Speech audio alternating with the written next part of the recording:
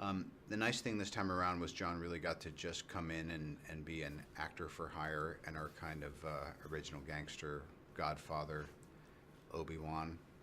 So he was a multi-purpose utility player in this, you know. He's fantastic as Happy. I think he gets some of the better laughs in the movies, and you really feel for his arc. And the same way that John and I used to call Shane when we were in a pinch and wondering how to get the right version of a scene. You know, strangely, or not strangely, Shane and I would call John.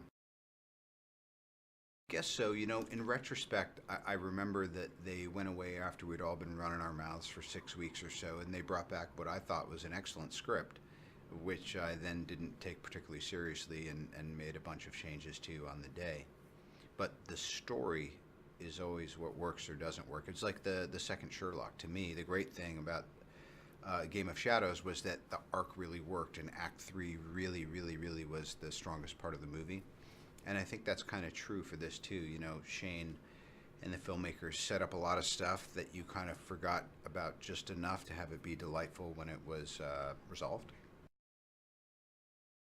I think we all just thought, going back to Favreau's take on, you know, Iron Man being rooted in some sort of reality, like what would happen if Avengers really occurred to this human being? Wouldn't they be a little freaked out?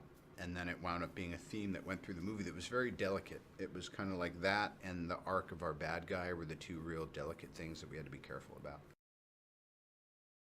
You know what? We talked about it a heck of a lot, and then I think sometimes, and I think Sir Ben is a great testament to this. You kind of know what you're talking about on a bunch of different levels, and then you let it all go and you just perform. You know, and I think there's a real sense of that this time around. I think Iron Man 3 has a real uh, a sense of all these kind of interesting layered performances that are couched in this, you know, kind of simple genre roller coaster ride. Is I that going to just, happen? I just don't know. I mean, I'm having a good time. You know what I mean? I dislike it when people say things and then they say one thing and they do something else. I don't know why. I'm a stickler for it. Well, no, it's not so much that. It's like my missus says, you know, why are you talking about this movie we're going to do? We don't have a deal yet. We don't have a green light. We haven't hired the director. The script's not back. Like, why are you just talking about things that aren't real? And I go, I don't know. I just got excited. She goes, don't do that.